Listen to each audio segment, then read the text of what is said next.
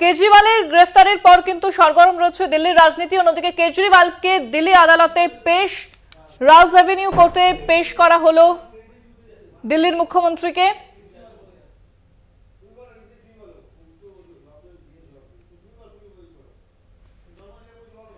কেজরিওয়ালকে দিল্লির আদালতে পেশ,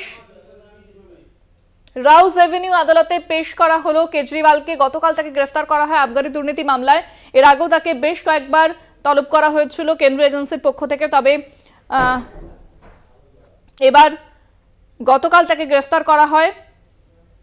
এরপরে সরগরম দিল্লির রাজনীতি। একদিকে যেরকম আপ কর্মী সমর্থকেরা তারা প্রতিবাদ দেখাতে শুরু করেছেন, রাজধানী জুড়ে কড়া নিরাপত্তা রয়েছে। অন্যদিকে সেই প্রতিবাদ বিক্ষোভ কলকাতাতেও হচ্ছে। তবে অরবিন্দ কেজরিওয়ালকে এরই মধ্যে আদালতে পেশ করা হয়েছে। লোকসভা নির্বাচনের আগে গ্রেফতার দিল্লির মুখ্যমন্ত্রী অরবিন্দ কেজরিওয়াল। অরবিন্দ কেজরিওয়ালের গ্রেফতারি নিয়ে বিরোধীরা সরব। মুখ্যমন্ত্রী মমতা বন্দ্যোপাধ্যায় তিনি এক স্যান্ডেলে কড়া ভাষায় নিন্দা করেছেন। তিনি বলেছেন যে বেছে বেছে বিরোধী নেতাদের টার্গেট করা হচ্ছে।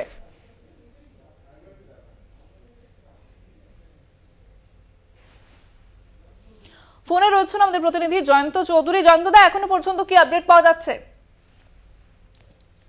হ্যাঁ, ঘটনাটা হচ্ছে যে ইডি এখনো পর্যন্ত যেটুকু খবর পাওয়া গেছে, আদালতে পেশ করার পর ইডি আরো 10 দিনের হেফাজতে চেয়েছে মুখ্যমন্ত্রী অরবিন্দ কেজরিওয়ালকে। এখন এটা একদিকে, আরেকদিকে হচ্ছে উত্তাল হয়ে উঠেছে দিল্লি, বিভিন্ন জায়গায় বিক্ষোভ। সেটাও খুব স্বাভাবিক একটা প্রতিক্রিয়া তো হবেই। তো এখন শেষ পর্যন্ত দেখা যাক, এই যদি আদালত শেষ পর্যন্ত কি সিদ্ধান্তে আসে।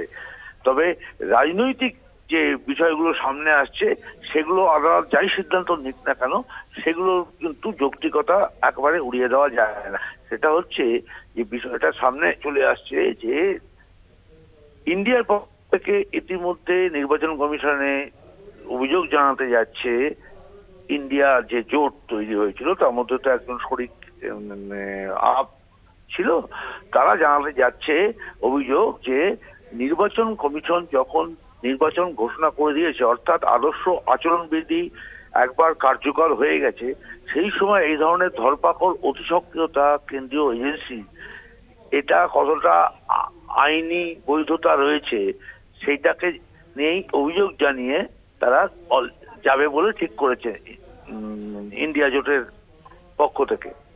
আর তার পাশাপাশি দেশের সমস্ত বিরোধী দলই কম বেশি এই ঘটনার নিন্দা করেছে এবং তাদের প্রত্যেকেরই বক্তব্য যে এটি একটি রাজনৈতিক প্রতিহিংসার দৃষ্টান্ত মাত্র। ধন্যবাদ জয়ন্তদা। কথা বললাম আমাদের প্রতিনিধি জয়ন্ত চৌধুরীর সঙ্গে।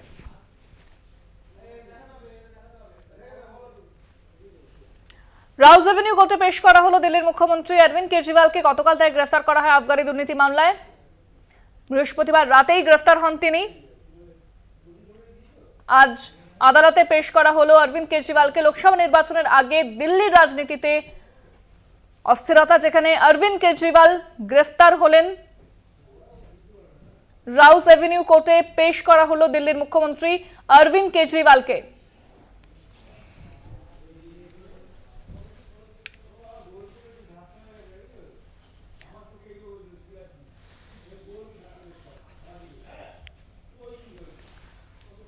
অরবিন্দ কেজরিওয়ালকে রাউজ অ্যাভিনিউ কোর্টে পেশ